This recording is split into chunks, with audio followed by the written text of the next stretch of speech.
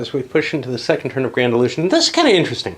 So the Schlieffen Plan restricts the Brits in particular, from taking any coastal area.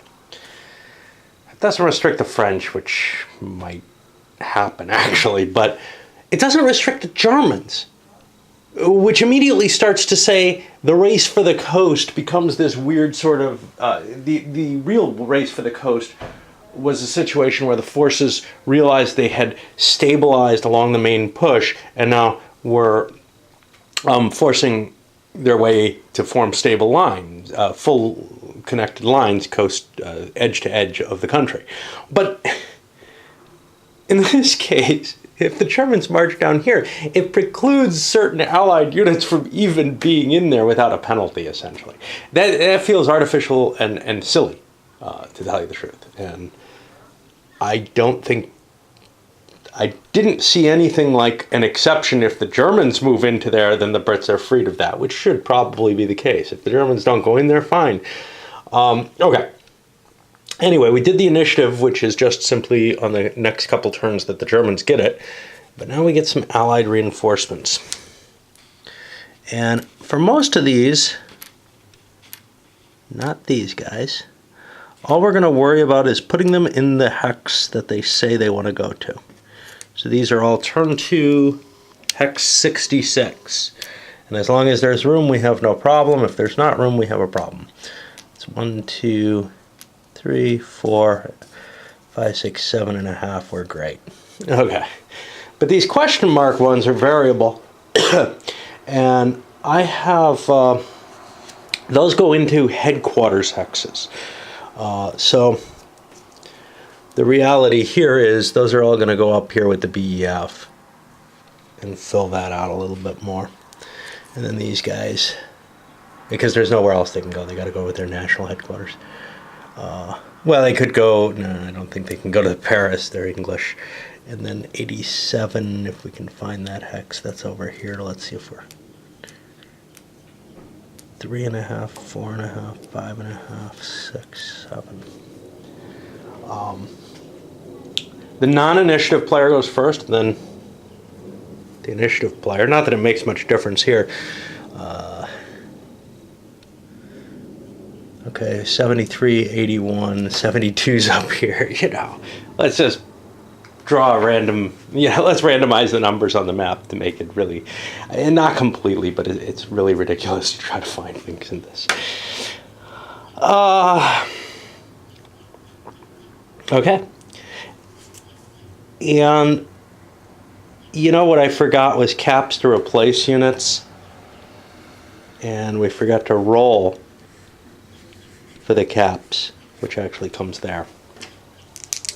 So let's take a quick look at this. There's a possibility we might want to replace Belgians. I don't know if there's any rule restricting that. I have to look that up. So we're on the normal Joffre. And we'll throw the die on the ground so that it's impossible. So we're going to get 5 caps for the Allies. And I need a second die just in case I do that again. And a 5 roll on Moltke gets me 8 caps. Both sides improve with that. I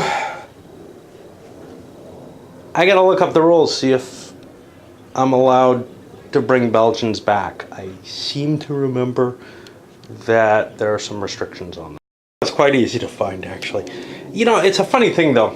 There have been points in this game, and I haven't complained too much compared to, say, some of the other games that I look at, where I am looking through the rules for a significant amount of time. And a lot of my impression when I sit down and play a game for the first time has to do with mood, but some of that mood and impression comes to how the rules actually remind me where things are. So this pure text representation I'm finding is a little easier to cope with than, say, Lincoln's War with all its pictures in it.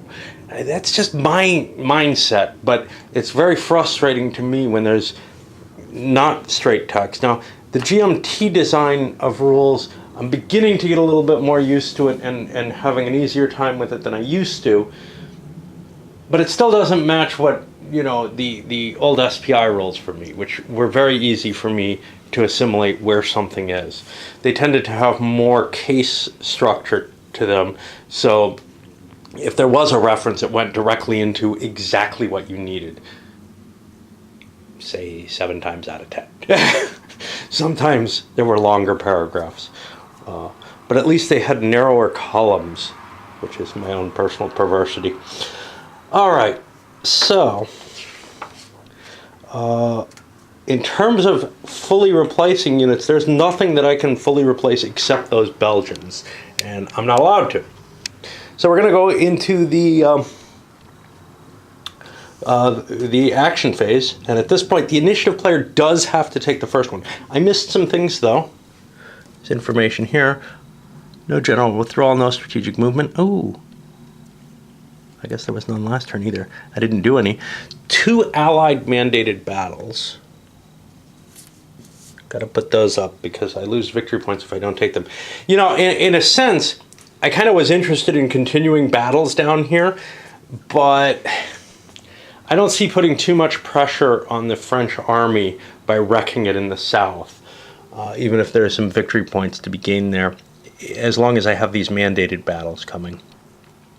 PAF goes it alone, and Allenby's Cav. This is the last turn for Allenby's Cav, and then they get the historical stuff here,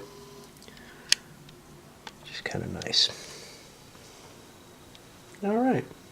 And that can give you kind of an idea of where you should be. So, for example, here, Liege Falls is the extent of what they give for the French, for the Belgian campaign. Well, that was pre-turn.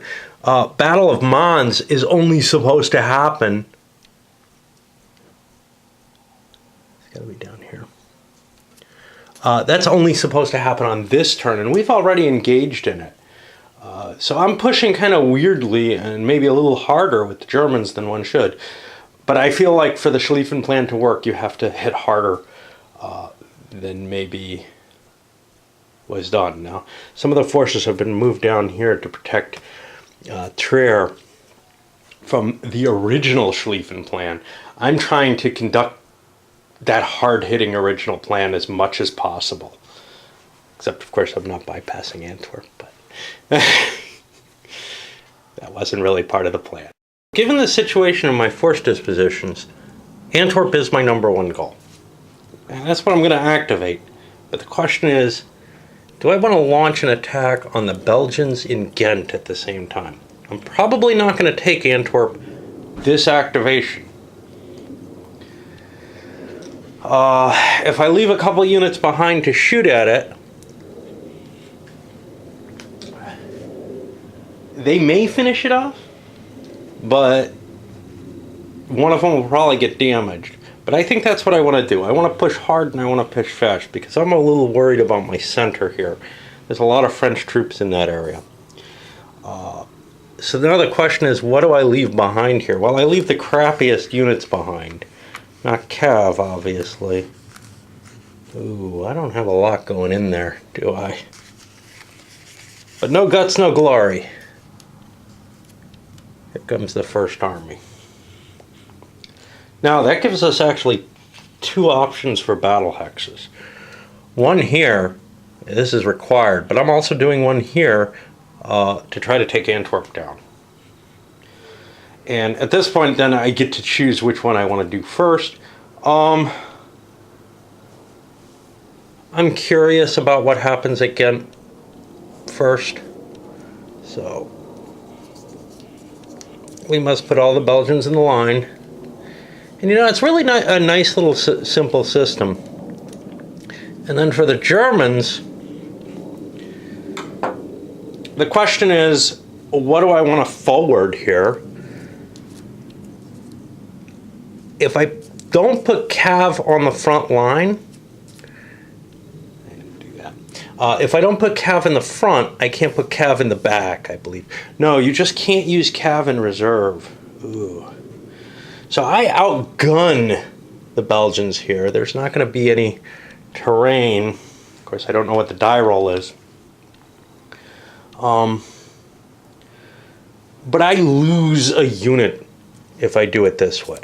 If I do this instead and put one of the German infantry in the reserve pending spaces, and I need to make the die roll first, but I want to discuss the thinking here. If I put the infantry here, I get all my units in play. Of course, these poor cav are going to get shattered by this, but that's okay. Cav don't strike me as terribly valuable. Let's make my fortress, and I want to get this battle done successfully. Allied General Staff. I've just given the Allied another cap. Okay, and now I'll roll out the attacks. Yeah. We have no terrain. We really have nothing going on here. There is a blocked hex here. And direction of blocked hex sides matters. I don't think it matters much, but we'll see what we get there. And I'll shift this up here. Okay. So let me do my German hits first. We really have no die modifiers here. So we get a hit on the Belgians. Okay, against the Cav we get first fire. So the Belgians miss. And a hit on this one. And now it goes to the simultaneous shit. I wonder where the hell this was. That's kind of important. I don't know if it was at 18 or 19. I'm going to have to...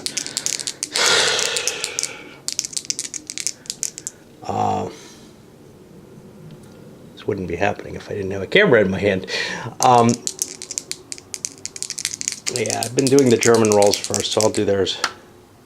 Miss. This actually already has a hit against it, so it was only a 1. And now we go down to... I'm really clumsy today. I think I'm sleeping too much. Okay, now we go down to the Belgians, and obviously they're not broken here. We got 4 on the first one. Nope. 4 on the second one. Yep. And 2 on that one. Yep. So we got hits on these guys. I can assign them immediately for what it's worth. German unit in whatever that dead pool is there. And now the German infantry here gets to take a swing. And it hits. The Belgians are not forced to withdraw, so we want to hold that hex. And let's put a little Allied control marker. Not technically necessary there. It is Allied territory, but I want to keep them for what it is. And now we go over to Antwerp. And here, before anything happens, we're doing coordinated fire against those. There's no modifier to defend Antwerp. That's important. That's one of the reasons I did this. So let's roll for a 5. We get a hit with that. Let's take a look at what our artillery shelling is. If I can find it.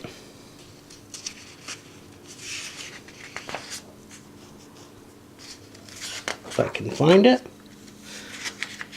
Something I haven't looked up several times, so it's going to be hard to find in the rules. Right.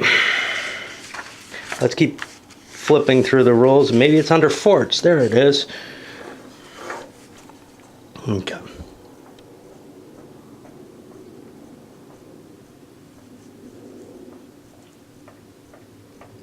So that was successful, so I keep firing. So actually a 5 against this could have destroyed the whole hex. I wanted to make damn sure though, I guess. So I get another 5 on it. And that's another hit. At this point I have to find the Antwerp replacement.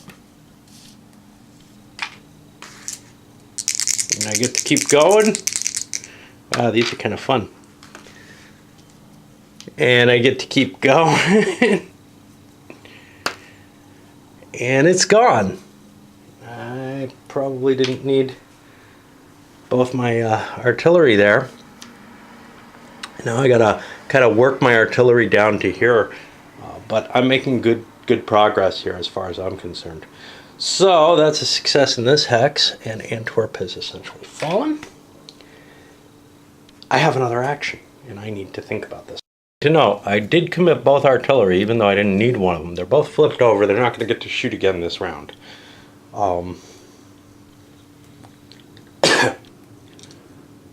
Second action. I don't know. Moving this force to here is safe.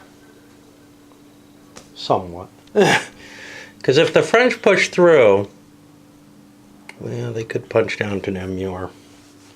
See, they can double activate.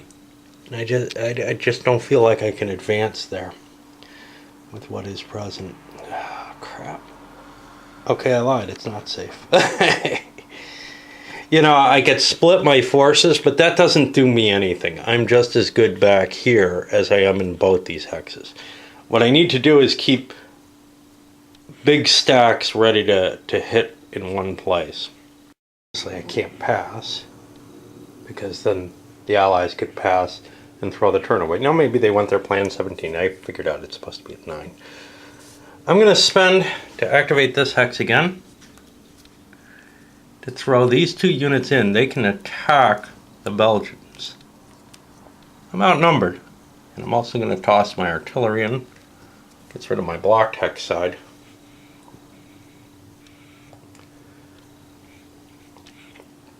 What I'm looking at is cutting the BEF off in Brussels as my long-term goal. Now, I don't have to attack here, but I'm going to. Honestly,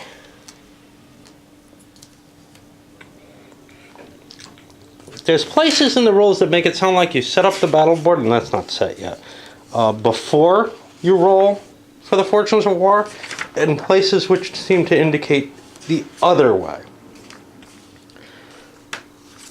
Let's find what I think is the most... Yeah, the battle setup sequence indicates the other way, that you have to take the Fog of War before you make your rolls, but there's somewhere else where it indicates otherwise. Let's see what the Fog of War gives us, and then we'll set them up.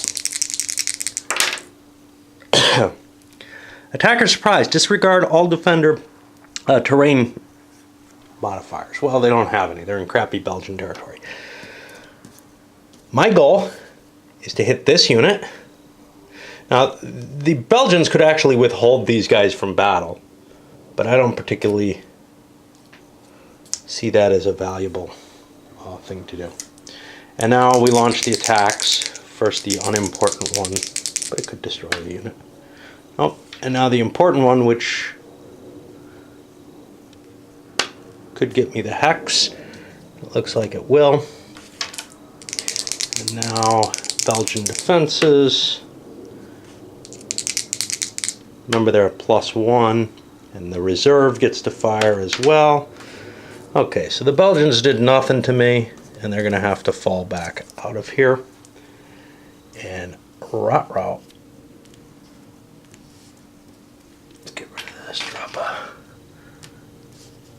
As the rail net expands. Where do I go?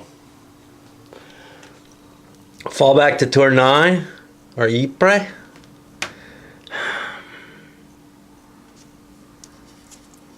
think I'll fall back here with the thought that I can pull the Brits out. It's my initiative now. And I don't think I can hold this forward position. So that's going to actually be my first Allied command. Simply pull back to Tournai. Give some ground. And my second action is going to be pursuing Plan 17 somehow.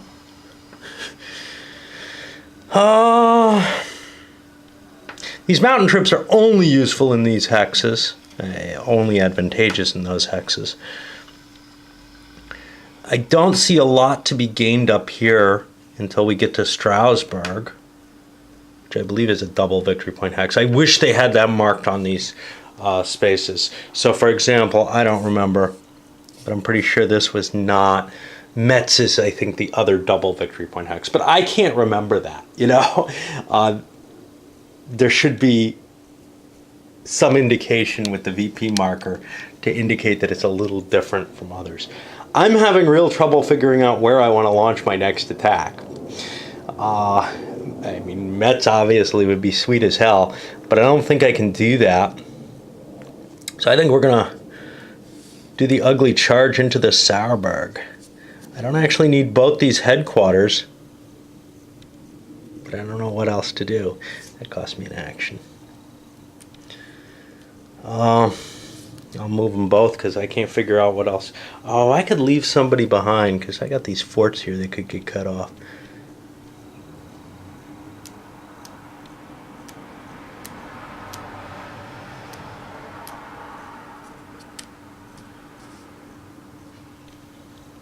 Yeah.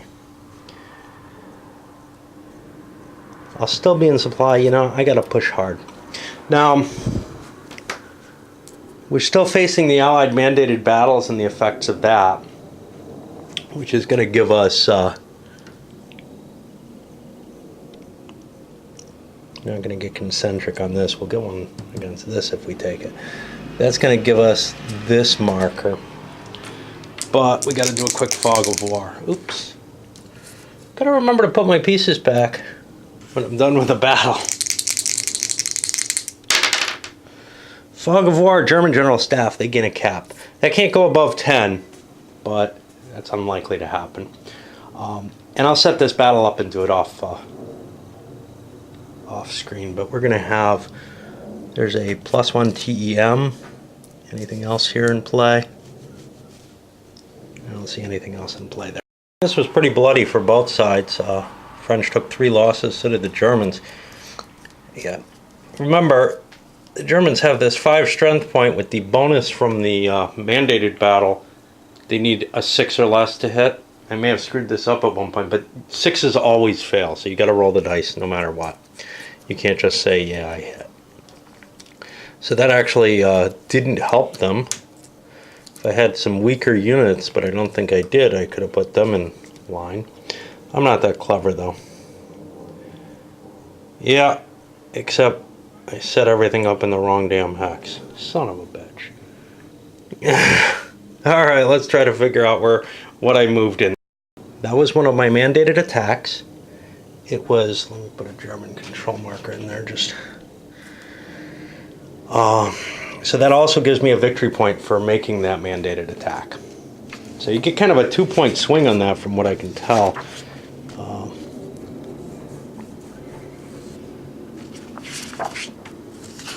If I got that right. If I don't, I got problems.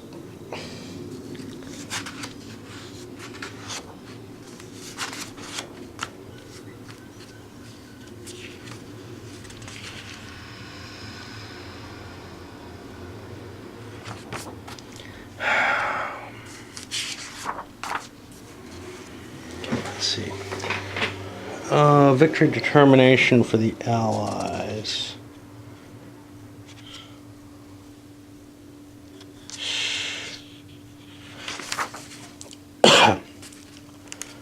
Yeah, I don't know where the hell it is. Scoring German victory points. Where's Allied victory points? For controlling the victory point hexes. For executing mandated battles, see 9.11. I don't think 9.11 actually says this. But maybe I'm wrong. I was just there. So you get a penalty if you don't do them. Yeah, you gain Plan 17 victory points by conducting mandated battles against their victory. But then it says refer to scenario instructions. It's not absolutely clear to me. Like everywhere, it doesn't really say that the battles themselves generate victory points. Well, let's check the scenario because I may be getting this wrong.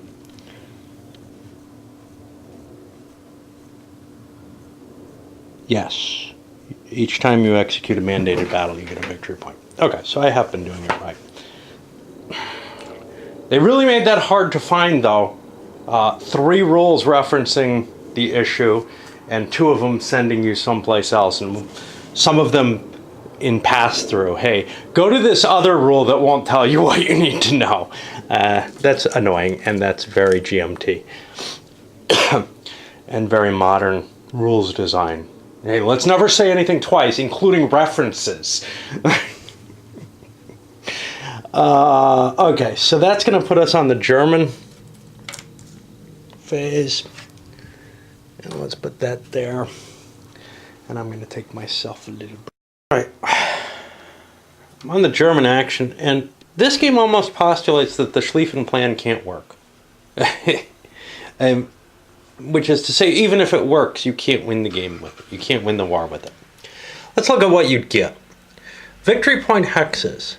Lille. Now maybe I could grab Calais if I push up in this direction, but let's see. Lille, Amiens, and then a strike down to Paris. That isn't going to do it. It's 10 victory points here, and 2 of these counters. Maybe I'm going to get, you know, what are these guys averaging at? 3. Maybe I'm going to get 16 points. 15 more likely. That's not sufficient to win the game. There aren't any other victory points available, and you need twice what the French have. Now, so you're left with 2 options for how to win this game by distorting the Schlieffen Plan. One option is to grab the coastal areas. If you grab some of these cities, that gets you 3 or 4 more victory point hexes. So that's kind of sweet. That should do it. So if I go with a pure northern route with a very Schlieffen feel along the coastline, hey, it's possible. Another alternative would be to wrap around, grab some of the meat in here, and try to capture or pocket the forces sort of stuck in the Ardennes. Again, I think that's going to be a really tough job, to tell you the truth. I think either of these is stretching further than what Schlieffen Plan initially suggested. Schlieffen Plan is, hey, take Paris, it's over, bang, gone, right? It didn't work. Paris was defended anyhow, and so you're ending up with a long-term what can you defend. And the long-term what can you defend? Well, one question is, do you want the longer line, or do you want to try to get a bigger bulge towards Paris? If you can stretch this out, you know, into November, that larger bulge, if you do manage to get Paris, will win you the game. But likewise, this, if you do manage to get Paris, will win you the game. It's just, it's kind of interesting to see a failed operational plan, which was judged to be sufficient to win the war by the high command, in this game will not do it, as far as I can see. Not under any reasonable circumstances. Not mainly because of the Plan 17. The victory points coming from that. If you didn't have those, obviously, yeah. But it's kind of an interesting observation. So now I'm trying to figure out, okay, given that, what the hell do I do with the German activations? I mean, one thought is, let's keep pushing into Ypres. But the terrain's starting to get ugly here along the river line. Could shorten my. I kind of want to activate this hex to get these guns moving some more, get them into position to start reducing the Malbâche. But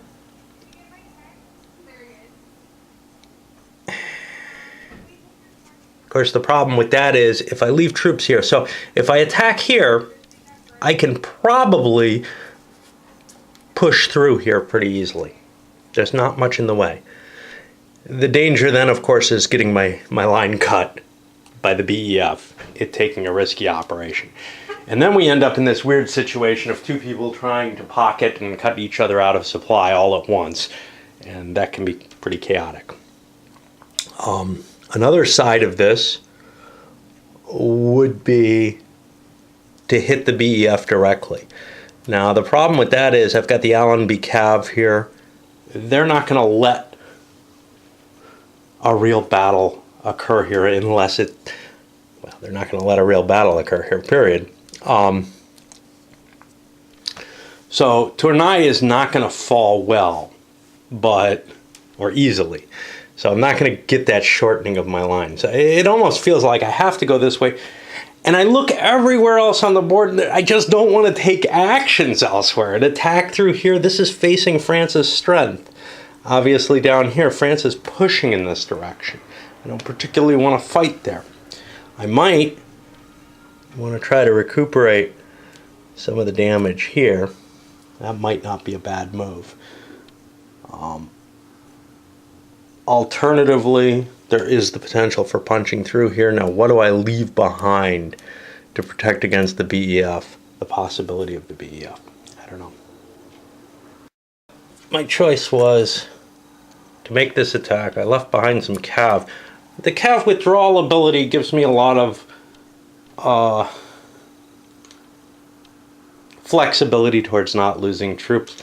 This looks very weak though, and move the artillery down and getting towards here.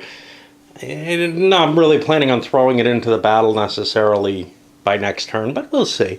But I got stymied here because the Belgians got the 10 roll, the counterattack. They have everything disrupted, so they can refuse the counterattack essentially, and nothing happened. They prevented an advance through luck of the Fog of War, or Fortunes of War table, which is kind of cool. It's one of the things I really like about this game is how random the combat system actually is. Consideration as to the Allies, if they wanted to say make this attack on Ghent to try to cut the German line across here, that's a high risk move, trust me here. That would eat up one of my mandatory battles, which would eat up my opportunity to get a victory point out of, say, attacking this hex again. I get this bonus for eating these suckers up on the Plan 17. If I use them up on something else, I don't get the victory points there. It's an interesting concept. So I have mandatory battles to make, but those mandatory battles are not Plan 17 mandatory battles, as far as I can tell.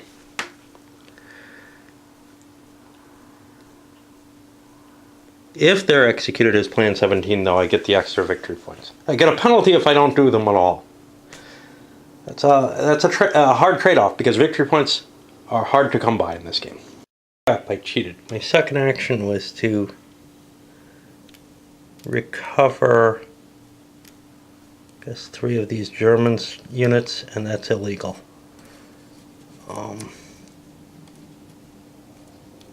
So let me get a point back, and I got to decide what to do with a second German activation. I can't do that because there's enemy troops in the same hex. During the administrative phase, those will automatically recover, but not all of them. Only 2 of them, as it turns out. So I can't just beef up my military there. And we're done. It's not something I want to fight. So that leaves me, I almost have a mandatory, I have to pick an action somewhere to take. Now there's a lot of stuff I could do. I could bring reinforcements into play. Not a lot of help. So this poor guy is just stuck here doing nothing if I don't move him somewhere. But he's not terribly valuable where he is. He's not valuable where he is, but activating him doesn't do me a lot. Now you could say, well, what about strategic movement? Yeah, except strategic movement costs me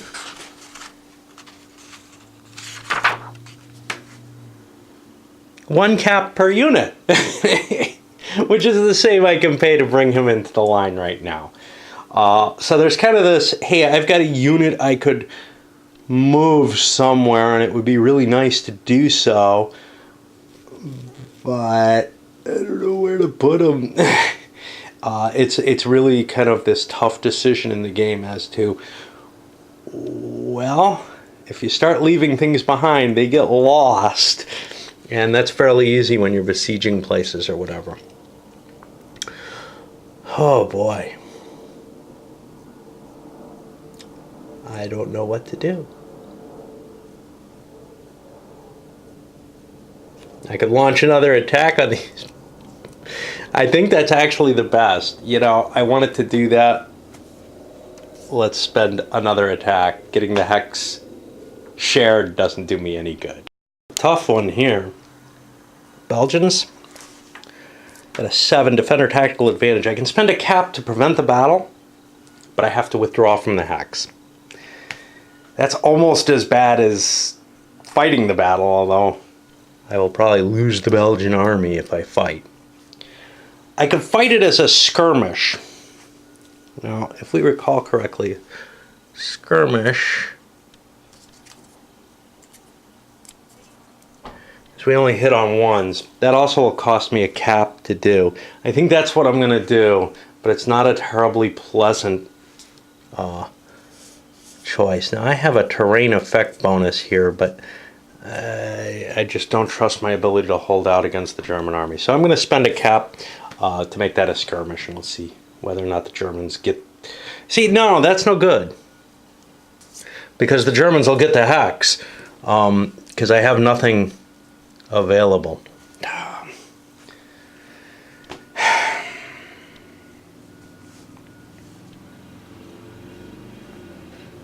I'm just having a really, really tough time trying to figure out what I can afford, because if I go this way, I protect the rail line, yeah, sort of. But then there's an opportunity for the Germans to come around behind and hit Tournai from back there. If I go this way, I'm not protecting the rail line.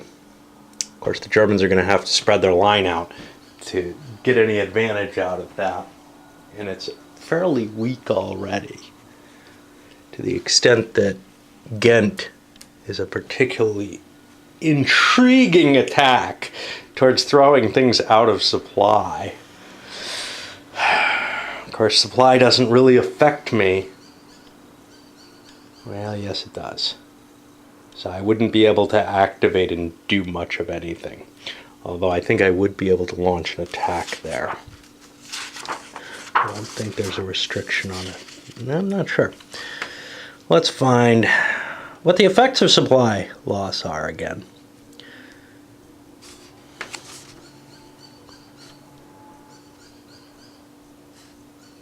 Yeah, that's emergency supply. Son of a bitch.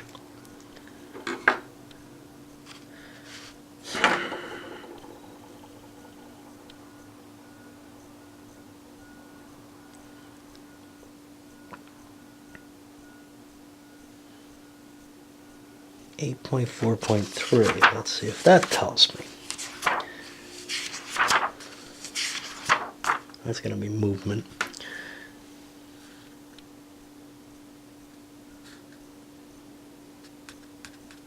So I think I'm allowed to attack someone if I'm out of supply, as long as it puts me in supply to make that attack, which this would. So if I don't remember what I was trying to think, but basically, if the Brits made a move for Brussels, I could launch an attack on Tournai, because I'd be getting supply here. Or if they made an attack on Ghent, you know, I would be able to trace supply through Brussels. So the British situation does not look like they could push forward here.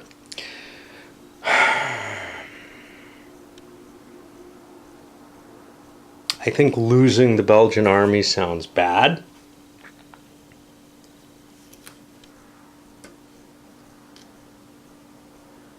And I think I'm going to pull the BEF out of Tournai for the Allied phase. So I've got an action where I can pull out.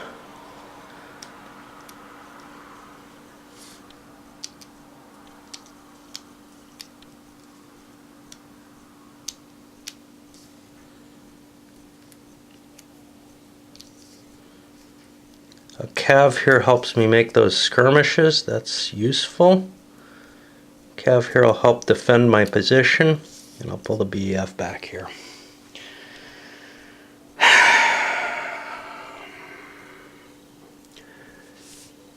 This is going over to German controlled. Got a counter, I don't know what it is. Oh no! A unit didn't make it onto the board, I think. This was, I guess, here. Crap. My sorting failure. Oh well. Surprise Cav!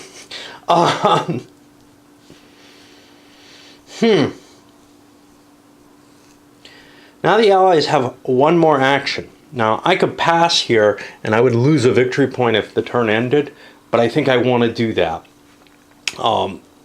Because the Germans are just gaining too quickly on me. And I don't want to... If I eat up all my caps, then... Yeah, I've been playing Fallout. I don't want to eat the caps. I want to spend them. If I eat up all my caps, then I'm in this situation where I can't even react to try to close holes if the Germans can punch holes in my line. This is a very scary position right now. Just this 5-2 disparity. So I want to pass now, and the Germans are not going to pass. They have the advantage in total lock cap. So German activations were to fill in the territory. Basically a couple of reserve moves from the back. Pulled the guns back up to here. Got some decent stuff at Tournai. Increased my holdings here, which kind of means I can keep pushing on those Belgians, which is what I think we're going to see. And we see a totally different situation. I'm not going to have to worry about the emergency rail net now.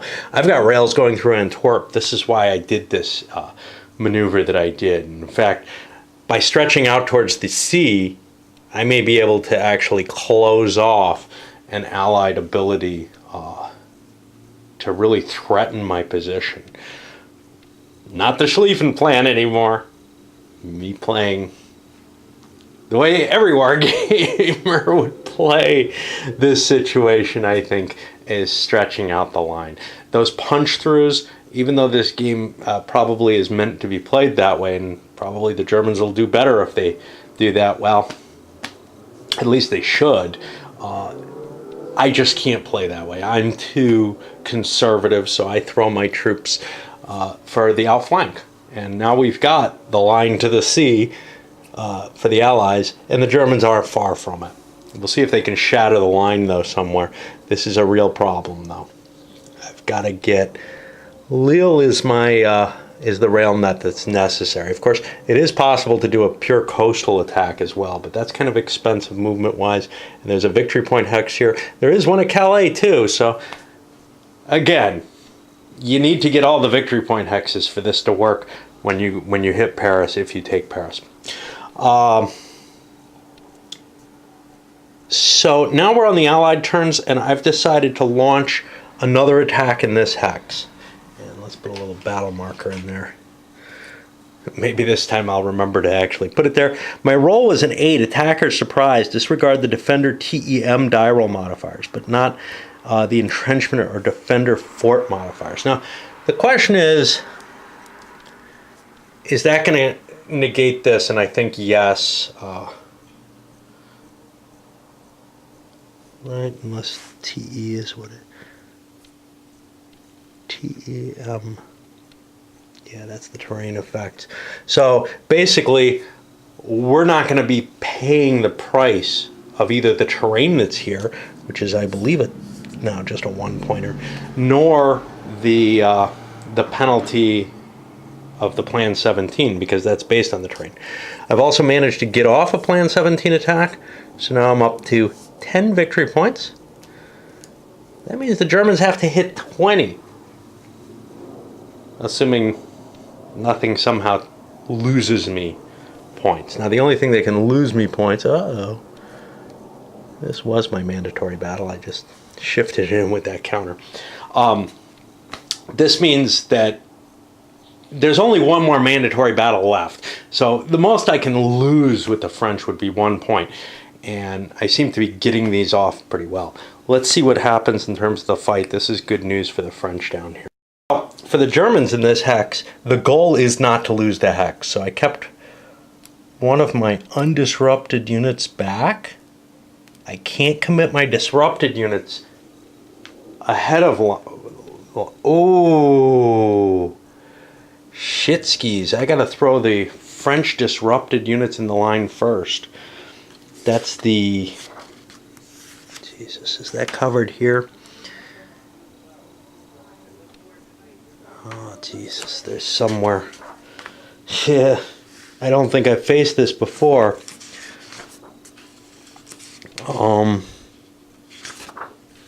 Crap. Forgot about that rule, and if I hadn't come in on video, I wouldn't have noticed it.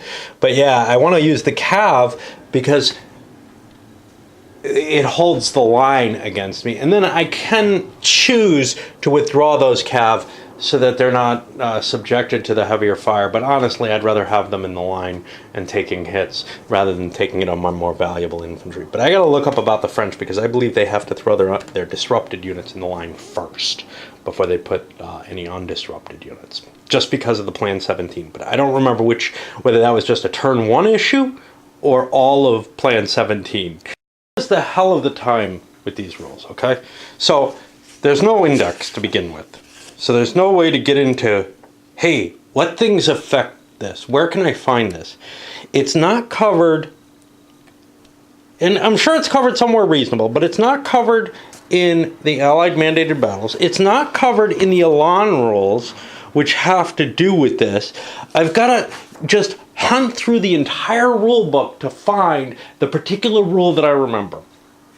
And if, of course, I forgot that rule, I would have never, if I hadn't come on video and talked and realized I made a mistake, I would have never remembered that. This is the kind of problem I had with, say, No Retreat. A lot of these games that are built on tons and tons of special effects to things.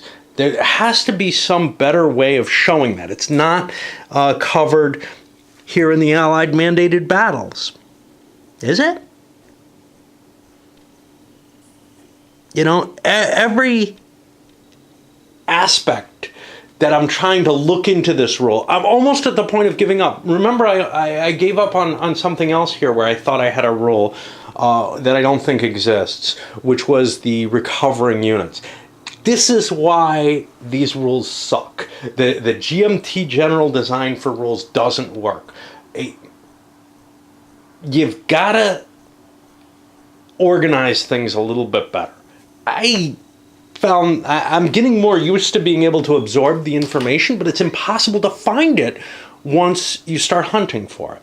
And so really, these games become, you want to play it right, you have to become dedicated to that game, and that's great if you're Twilight Struggle. Because there's some small group of people or a large group of people who really love the game and play it, maybe once a week or whatever. Maybe it works with No Retreat, but really the choice between this for this kind of design is it is either going to be a game that's so good that and so appealing to some group of people that it becomes their go-to game and really, something that they kind of don't end up with a collection like mine. They can't. People who do end up with a collection like mine can't come to this game and end up, if they play most of their games, can't come to a game like this and end up just entering into it fairly easily. It's just too high a cost to look up these rules you vaguely remember, and the next time you play it, you got to reread and restudy the rules and spend a couple of days to prepare for it. Old style games didn't do this. The OCS, the SCS, Starfleet Battles with its humongous amount of rules. Somehow, I don't know what it is precisely, but this modern style of rules writing has just completely failed to serve at least my purposes as an entry into things. And it's just special rules that aren't easy to find. If you have some hook into knowing what they should be, You just can't find them. And I'll tell you, it's not just the newer games. If you look at something like the old Junta, it's the same kind of way. You got to flip through all the rules and reread them. But that's a little easier when you're talking about 8 pages of rules than when you're talking about 32 pages of rules. And somebody's really got to... I don't know. I just don't know. I can't even put my finger on it except to say, copy the kind of rules that seem to work, right? The gamers, I feel like their rules seem to work well. You very seldomly forget or miss things in their games. SPI's rules, mixed, but usually pretty good, but they usually follow the same pattern. What else worked very well for me? Victory games. I usually found the information provided, but these guys, they give a good table of contents and an index. You got a table of contents here, but it really is too general. It doesn't give enough of the cases. You've got to give that insight into, when you vaguely remember something, how to find it. A hook into the rules, so that, and hey, repeat things when necessary. I know that's a waste of a little bit of space, but if you have to add 2 pages because you have to add a few extra references to the game, do it. Don't use acronyms. They fade from your mind quickly. I mean, if they're common for the entire environment, zone of control or something like that, fine. But don't do this caps and, it sounds like combat air patrol to me, fog of war. What the hell? You're making up words, you're making up acronyms that match words that they have nothing to do with. The acronyms are already attached to something else in the common usage. But worse than that, keep the game down to maybe 3 or 4 acronyms. Everything else, spell the words out, so that they stick in our stupid little heads. Because not all of us are capable of creating an electronically searchable brain here that can find the exact rule we want to find. Good thing I looked for it, because part of me was going to say, the hell with it, I'm just going to do it that way. No, it's only on the roll for the offensive to the limit. It's in an exception under the attacker placement, the final place I could look for it. Unfortunately, if that exception wasn't here, I actually would have had an easier time, because I would have never remembered this rule and I would have only noticed it when I looked at the Fortunes of War table. I understand why it has such a limited accessibility in the rules, but damn, when you do vaguely remember something, and that's all you can do in a game that's filled with special cases, you need to have those hooks coming in. Anyway, let's go ahead with this. But I spent 20 minutes between the rant, between my eyes glossing over, once I've looked over the same pages again and again and again. And it kind of ruins an experience for me to have to face that. That's why when I face rules that I have difficulty with, whether bad or good, whatever you want to call them, it decreases my game enjoyment significantly. And it has a carryover effect. It starts to just snowball, and it just creates things more and more problematic. So, get the rules in a format that, even if they're not precise and exact and cover every case, at least enter the brain reasonably well. Don't expect every player to be a competitive lover of this particular game. You can get there later. Worry about one big thing. Get it so that the players can put it down and play it and get the play experience that you intended more or less from the beginning. And then if it happens to be a perfectly designed game and really capture people's minds, nail down those things in the second edition. Don't worry about them first. That's not so much a complaint about this. That's more of an issue that I actually have with Mark Herman's games, where he nails down everything, and it actually makes the rules harder to absorb. Did all kind of shifting there. Unfortunately, I was on the 10 space on the table. I don't know why it has a 10 space for the cap points, I guess. I should actually be on the 11 space at this point. I was trying to figure out why I'm at 10 when I had been at 9 at the beginning of the turn. I've conducted 2 attacks. And gosh, I'm pretty sure I moved it forward this turn. No, I did. I just didn't gain any ground by doing so. All right. So the Germans get to hold the hex because they use their cav to defend it. So they ended up, hey, is that legitimate? Yeah, they're allowed to use undisrupted cav. I'm not sure I was allowed to not attack with my infantry. I think I did. I think the French attacked with their infantry. Anyway, both sides are still in the hex. We didn't change anything. That was one attack. I only have 1 cap remaining. It's hard to read with these long counters. So, with all the German cap here, with the potential for strategic movement, I'm going to pass the initiative again. I don't want to let them have 2 cap unanswered, or 3 in this case, unanswered. I've been kind of screwing up the block text side so that they had no effect whatsoever. So if I march into here, this is indeed a block text side. It doesn't matter whether or not there are troops in the hex I came from, it's whether there's troops in the hex I went to that generates the block text side. If I lose that hex, if I leave that hex, I no longer have that block there. But as long as I have advanced into that hex from a friendly controlled hex, I keep the block, which actually has some effect. As it had stood, there was no effect. So that means actually there probably are, there's a couple blocked hex sides here that I want to mark, just because I'm interested in the concentric attacks here.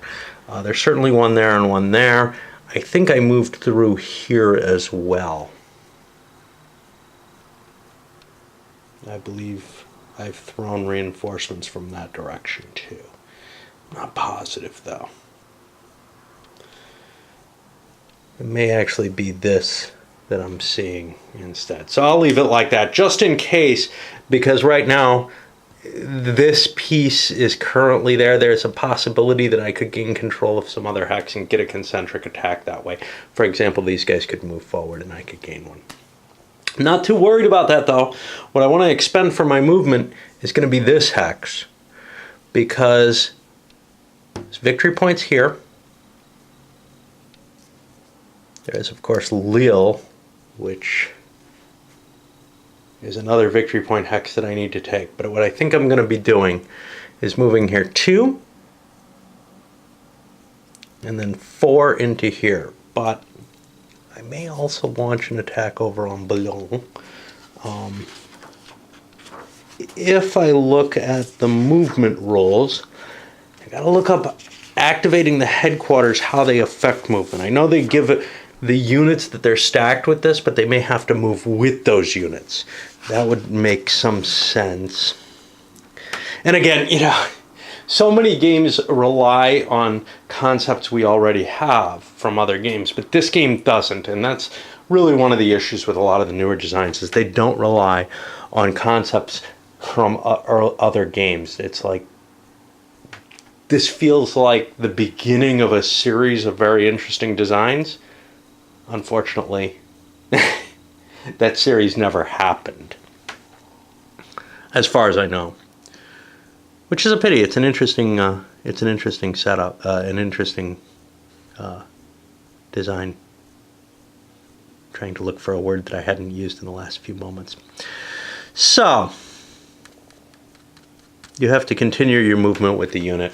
So basically, I'd be allowed to throw units in here without the headquarter. I could push one in here without it. But I think I'm going to activate this headquarters for that special movement and move a bunch of these units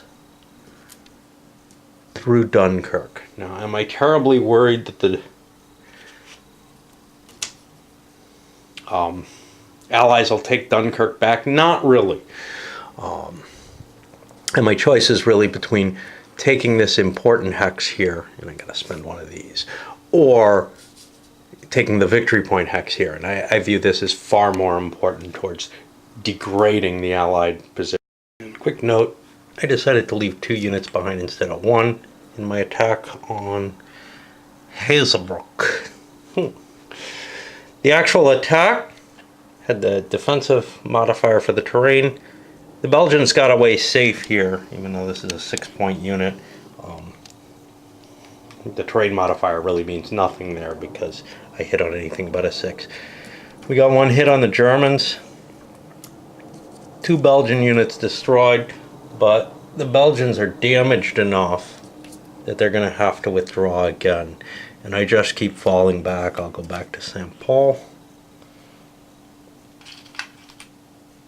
Throw this into place. Remember, I don't gain anything for these victory point hexes until I take Paris or until a turn after the short scenario, which,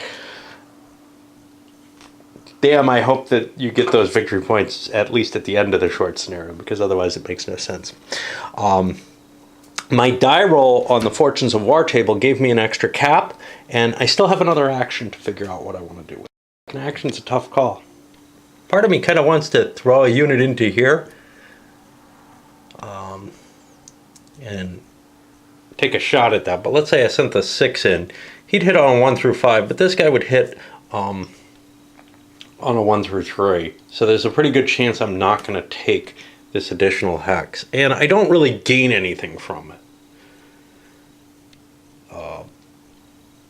I can largely, well, it is a supply hex, but not for the French. So it's not really an attractive position for that French division, or corps actually, to be in up there.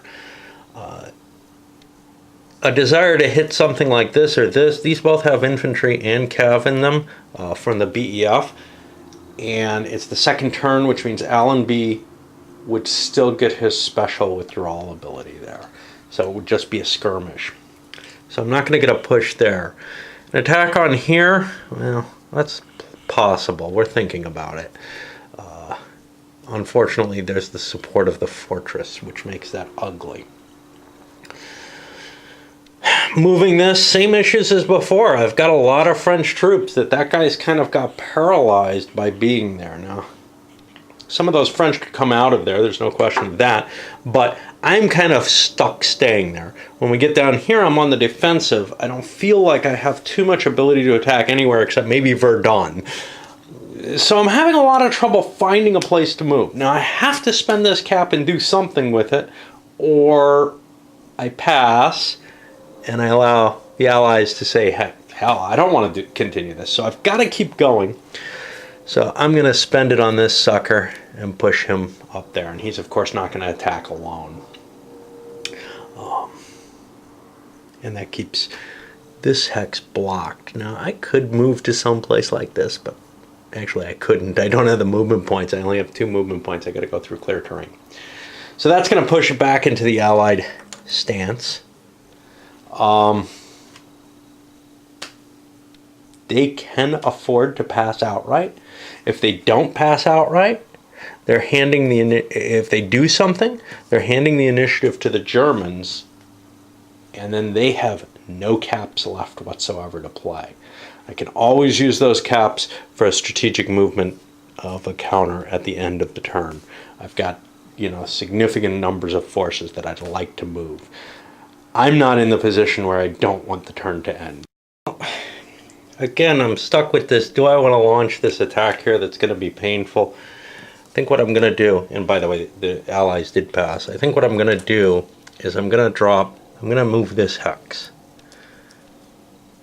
I get this headquarters back here because he's going to help more units. I'm pushing the good unit into here for this attack. and this lesser unit into here to launch an attack on this guy. I may send this in too, because I can stretch my line on my next move, maybe. I don't know. But, of course, if I lose initiative here, I've got some real problems with that being open. That's the one difficulty. Let's leave that there. Alright, so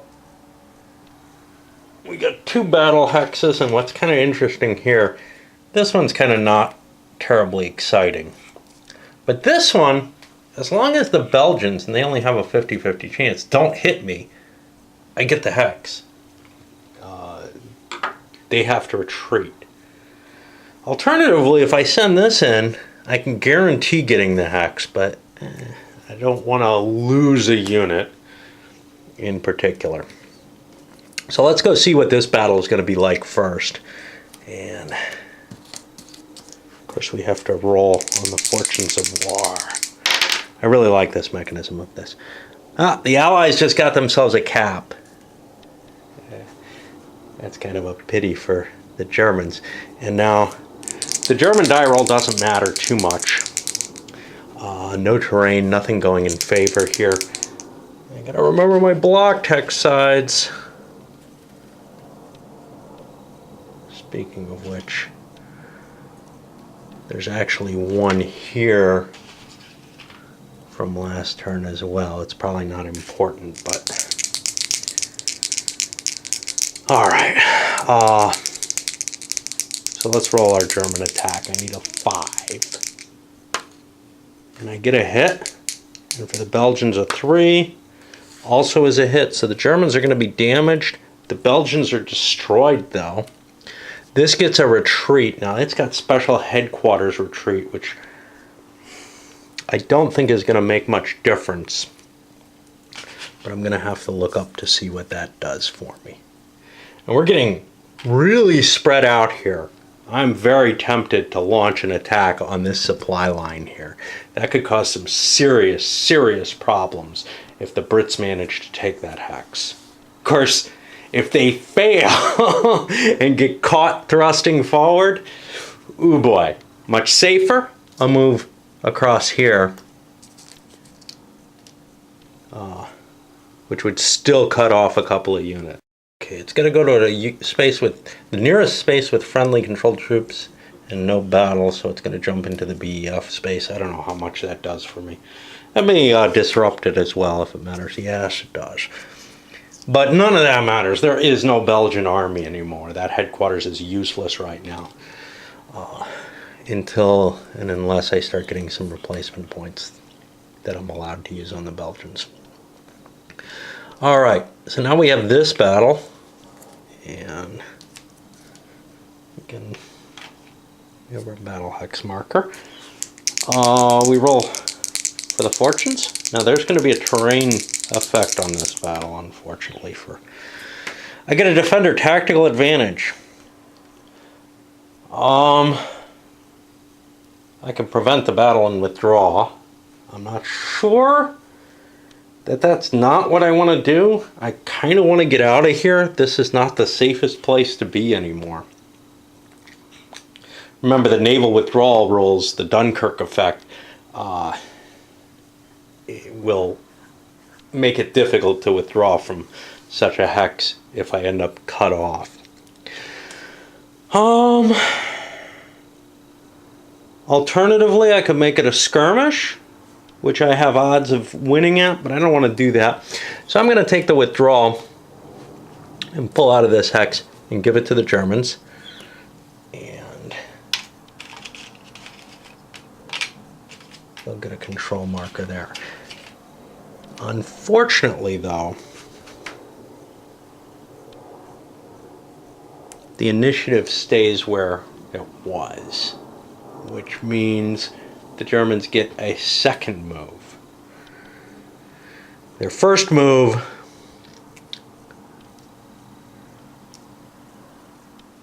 their second move looks like I really would like to take this, make this hex the new battleground here at Lille. Tournai is not a supply source, but Ypres is. And if I push down here, I'm really putting a big threat on this whole salient around here. I like this idea. What's my chance of winning it? I don't know. Because what we're talking about is an attack from this hex with a couple of infantry. There's a fair chance that I'll get knocked right back. Or from this hex, and then, well, that hex isn't that dangerous to lose, to tell you the truth. If I leave some forces screening this, I don't think the Brits are going to try to push Tournai forward. So in some ways, this is actually a more appealing attack. And I have some serious concentric ability here. That's a 4 hex, so I'm going to get a bonus from that. It doesn't matter which hex I attack from, but that'll help keep me moving forward, I think. Now, obviously, though, there's kind of the, well, if I attack from here, I'm keeping my line solid. But keeping your line solid isn't necessarily the important thing. It's the supply line that's important. So I think I want to launch an attack from here. The FOW is automatically skirmish if that's what the Brits want. Do they want? That's a good question. They have a terrain advantage here. They have a pretty decent amount of forces. If they could just knock out those 2 German attacking infantry, they can push the Germans back into Tournai. So I think we're going to force a real terrain effect, a real fog of war. Now, this gets rid of my Allenby advantage, but that's okay. And the roll is a 7, the defender tactical. I could leave. I could spend to make it a cap, or I can keep fighting. And I think I'm happy with this fight. So we're going to get the terrain effects roll, and we'll set up our entire army on defense here. And that means the Germans get to attack.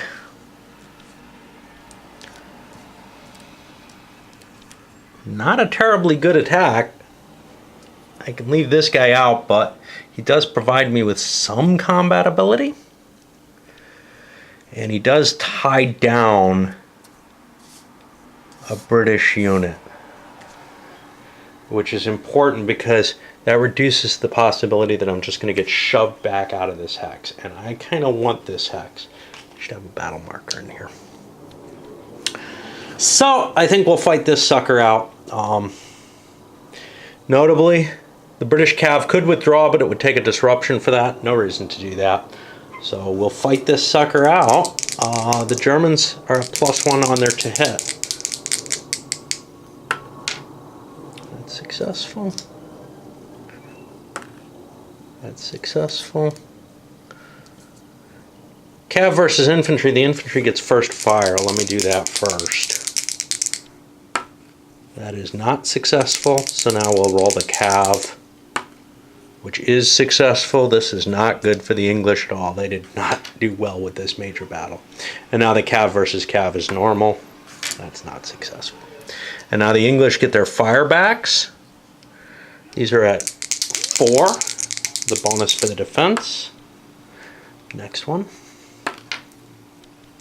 Get a hit against this unit.